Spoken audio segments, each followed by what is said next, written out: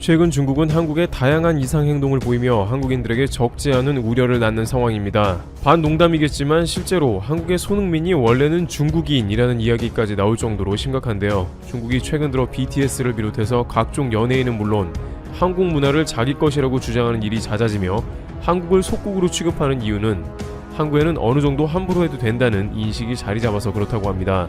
특히 시진핑 정권 이후에 주동자귀 사상에 따라 전 세계의 룰을 중국이 정한다는 방침이 들어섰고, 사드 사태 이후에 한국에 한번 보복을 해보니 한국도 별 수 없더라는 의견이 지배하고 있었다고 합니다.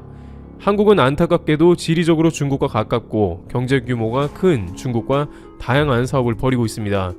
그러다 보니 중국에서 더욱 쥐고 흔들기가 쉬우며 한국은 중국의 동태에 촉각을 곤두세우는 것이죠. 그 와중에 중국은 갑자기 삼성전자 반도체 라인이 돌아가고 확장 중인 시안행 전세 비행기를 입국 금지시킵니다. 12일 업계에 따르면 삼성전자와 협력사 직원들을 태우고 13일 중국 시안과 텐진으로 출발할 예정이었던 전세계 2편 에어 운항이 취소됐습니다. 정확한 취소 원인은 확인되지 않은 상황입니다. 다만 중국이 코로나19 재확산에 대비해 입국 절차를 다시 강화하면서 한중 정부가 기업인 등 필수 인력 입국을 원활하게 하기 위해 마련한 신속통로 패스트트랙 제도도 영향을 받고 있는 게 아니냐는 것입니다. 따라서 중국에 공장을 둔 주요 기업들이 인력을 현지로 보내는 전세계편의 차질이 빚어지며 기업들은 상황 파악과 대응책 마련에 분주한 모습입니다. 중국은 예고 없이 이런 것을 실행하는 것도 문제입니다. 지난 3월 말에도 중국은 갑자기 입국 금지를 통보해서 삼성전자, LG, SK와 같은 국내 굴지의 대기업은 물론이고 국내의 많은 중국 관련 업체들이 중국과 사업을 진행하는 데 있어서 적지 않은 어려움을 겪은 것으로 파악됩니다. 업계에서는 당장은 중국 국가 정책이라 어쩔 수 없으며 큰 우려는 하지 않으나 사회주의 국가와 사업하는 데 있어서 갑작스럽게 실행되는 국가 정책에 항상 대비하고 있어야 한다면서 관련 사안에 대해서 대책을 세우는 모습입니다.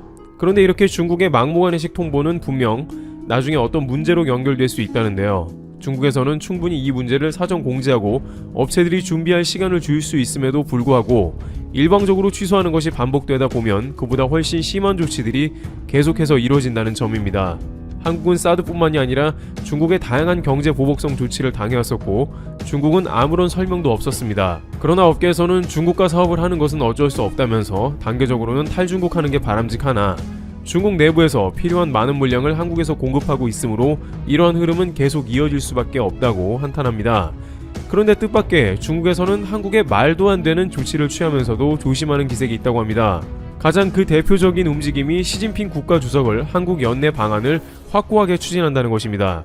시 주석이 타국에 가는 것은 상대방을 우호적으로 생각하고 있으며 좋은 관계를 유지하기 원할 때 하는 행동이므로 중국은 현재 문화 동북 공정이나 코로나 입국 금지 등 일부 문제가 있긴 하지만 한국과 부드러운 관계를 궁극적으로 가져가기 원한다는 모습이 나온다는 것입니다. 베이징 소식통에 따르면 중국 정부는 이달 말 또는 내달 초순 중 시진핑 주석이 방한하는 방안을 준비 중인 것으로 알려졌습니다. 시진핑 주석의 방안이 이루어지면 사드 사태로 소원해진 한중 관계 복원과 경제협력 강화 그리고 북핵 문제 등을 논의할 것으로 보입니다.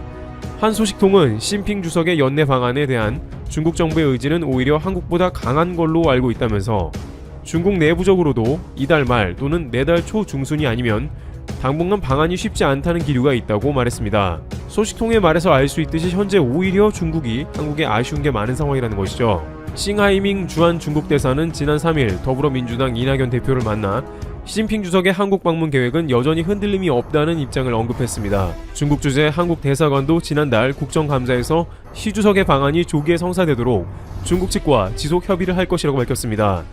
그런데 중국 일각에서는 동맹을 강조하는 조 바이든 미국 행정부가 내년에 들어서면 미국을 의식해 시 주석의 방안이 더욱 힘들어질 수 있어 연내 마무리를 지어야 한다는 분위기도 있습니다. 한국이 미국과 강력한 동맹으로 중국을 배제하기 이전에 한국과 어느 정도 좋은 분위기를 형성하자는 것이죠. 실제 중국은 이렇게 한국에 당장이라도 어디서든 정상회담을 하자는 제안을 했다는 것으로 전해집니다. 관계자는 양제츠 정치국원이 부산 방문 당시에 시 주석의 방안을 막바지 조율하려고 했던 것으로 보이며 당시 중국 측에서는 서울이 아닌 제주도에서라도 하자며 적극적이었던 것으로 알고 있다고 말했습니다. 그럼 중국이 왜 그렇게까지 적극적인지 궁금한데요. 그것은 바이든 행정부가 중국에 매우 까다롭다는 것입니다. 바이든 대통령은 한국을 동북아시아의 중심축이라고 언급하면서 한국의 중요성을 강조했습니다.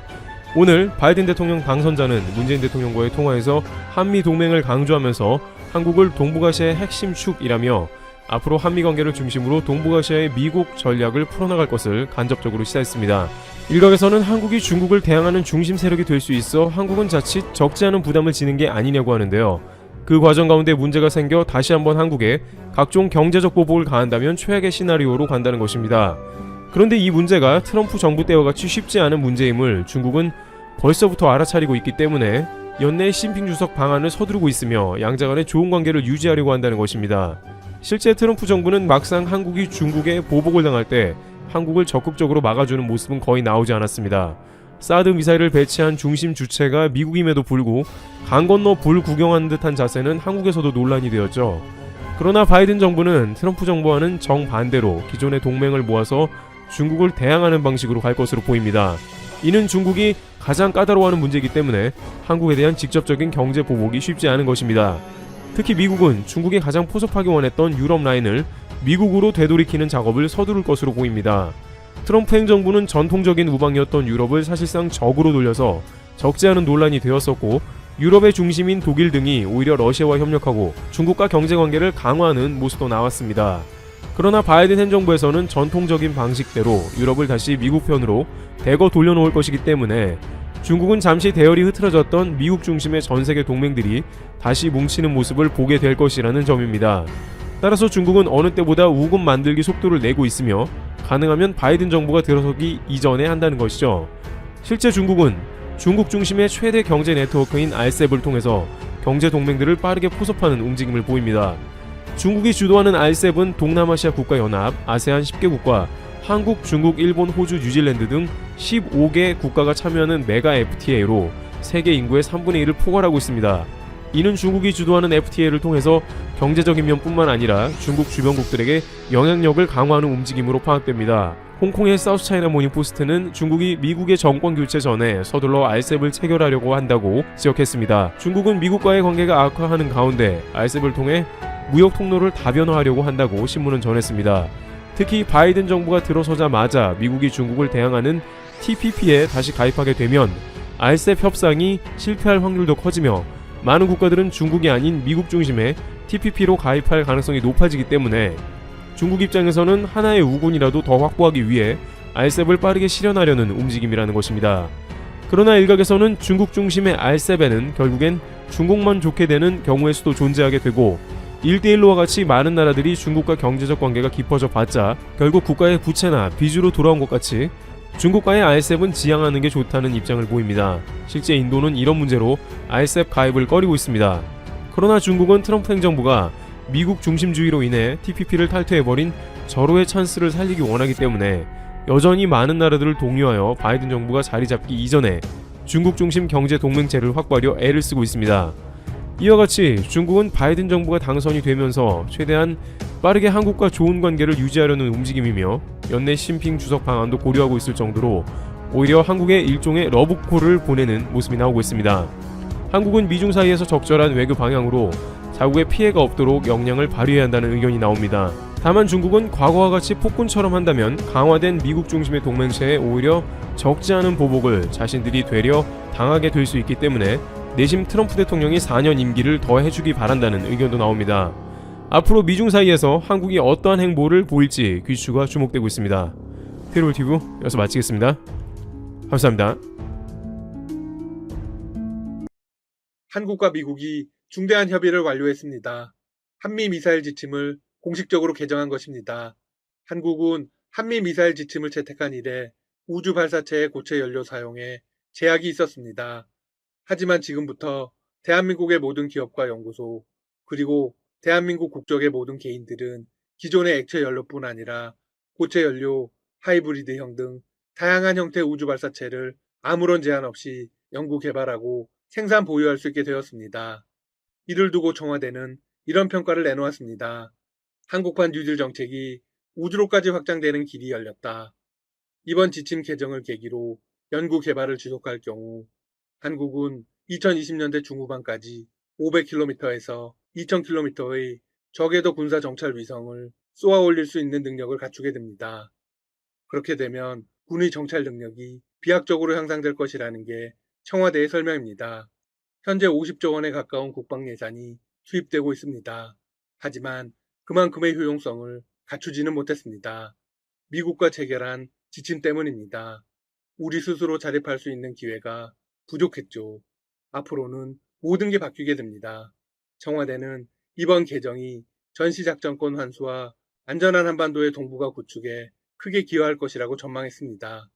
한미미사일 지침은 1970년대 한국 정부의 지대지 탄도미사일 백곰 개발을 계기로 만들어졌습니다. 당시 미사일 관련 기술이 없던 한국 정부는 미국으로부터 미사일 개발 지원을 받는 대신 미사일 지침을 정하기로 했죠. 미사일 사거리는 180km, 탄두 중량은 500kg으로 제한하기로 했습니다. 이후 2001년과 2012년, 2017년에 이어 이번까지 총 4차례 개정을 거쳤습니다. 한국이 우주 발사체에 대한 고체 연료 사용을 허용해 줄 것을 처음으로 미국에게 제안한 건 2001년이었습니다. 당시 미국은 받아들이지 않았습니다. 거절 이유는 한국이 고체 연료를 탄도미사일 등 군사용으로 활용할 수 있다고 우려했기 때문입니다. 한국에 대한 신뢰가 크지 않았던 것이죠. 네 번째 개정에서야 받아들인 겁니다. 따라서 이번 합의는 쉽게 이루어진 것이 아닙니다. 신뢰를 쌓기 위한 우리 정부의 노력이 그야말로 빛을 발했습니다. 고체 연료를 미사일을 쏘는데 사용하지 않는다는 신뢰를 강화시켜 온 것이 이번 합의가 성공되게 된 첫 번째 배경입니다. 이번 합의가 주는 또 하나의 성과는 한국 우주산업의 잠재력입니다. 앞으로 우주산업에서 엄청난 활약을 할 가능성이 높아졌습니다. 합의가 이루어진 이유도 미국이 향후 우주 개발의 핵심 파트너로 한국을 지목했기 때문입니다. 이는 곧바로 경제 효과와 연결됩니다. 청와대 역시 이 지점에 특히 주목했습니다. 청와대는 미사일 지침 개정은 인간, 개인, 우주 산업에 뛰어들려는 젊은 인재를 우주로 이끄는 계기가 될 것이라고 강조했습니다. 우리 과학자들이 개발한 우주 발사체로 우리 위성을 쏘아 올리고 각국 탐사선을 우리 발사체로 쏘아 올리는 날도 올 것이라는 겁니다. 조금 더 과장을 보태서 이야기한다면 한국판 스페이스X가 가상이 아니라 현실이 될 수 있다는 겁니다.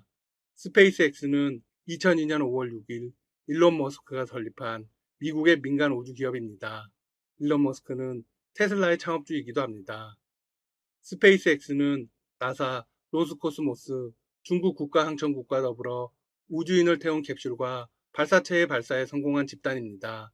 우주 왕복선을 포함한다면 발사체 회수는 나사와 함께 압도적인 투탑입니다. 로켓 1단 부스터 회수로만 따지면 세계에서 원탑입니다. 유일무이한 곳이죠. 이 업적으로도 스페이스X가 얼마나 대단한 일을 했는지 알 수 있습니다. 물론 한국의 스페이스 A가 허황된 꿈만은 아닐 겁니다. 문 대통령은 광복절 연설 당시 이런 이야기를 했습니다. 아무도 흔들 수 없는 나라를 만들어 나가자. 한국이 우주로 본격적인 발걸음을 내딛는 토대를 만들려면 경제가 발전하고 안보는 더 튼튼해집니다. 그리고 한국이 만들고자 하는 아무도 흔들 수 없는 나라가 보다 가까워질 것입니다. 문 대통령은 지난 23일 국방과학연구소에 공식 방문했습니다. 그리고 이렇게 언급했죠. 수입에 의존하던 공군 정밀 유도 무기가 드디어 국산화에 성공했다. 조만간 우리 기술로 군사정보 정착 위성까지 보유하게 되기를 기대한다.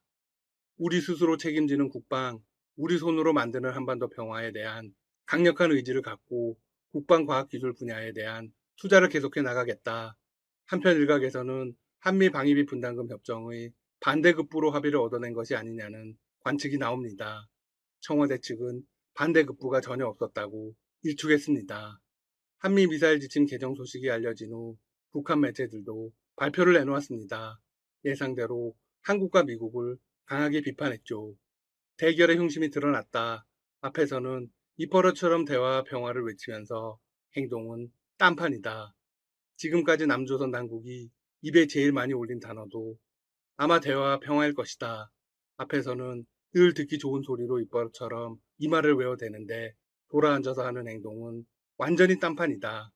북한은 올해 한국이 가장 많은 국방비를 썼다고 강조하기도 했습니다. 물론 이는 객관적인 증명이 된 것이 아닙니다.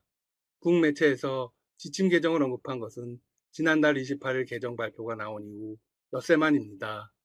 다만 전 주민이 보는 관영노동신문은 아직 이에 대해 언급하지 않고 있습니다. 북측은 앞서 지난 2017년 한미미사일 지침 3차 개정 당시에도 조선중앙통신 논평을 통해 이렇게 말했습니다. 탄두 중량이나 늘린다고 살 길이 열리겠는가? 상전에게 매달려 미사일 탄두 중량을 늘리는 데서 살 길을 열겠다니 가소롭기 그지없다. 한편 이번 한미 미사일 지침 개정에 사거리 제한 해제는 포함되지 않았습니다. 사거리 제한 해제 대신 고체 연료 사용 제한 문제를 먼저 해결하기로 한 이유는 무엇일까요? 청와대는 이렇게 밝혔습니다. 주권 국가로서 세계에서 알아주는 군사 파워를 가지고 있는 이런 국가에서 눈과 귀 역할을 하는 인공위성은 당연히 가지고 있어야 한다. 필요를 감안했을 때 이것이 더욱 시급하고 더 중요하다.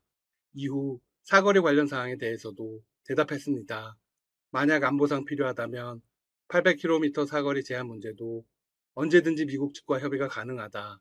현재 한국이 만드는 탄도미사일의 사거리는 800km까지 제한되어 있습니다. 이 제한은 2012년 미사일 지침 개정 때 정해진 것입니다. 이번 협상에서 이 부분은 일부러 건드리지 않았습니다.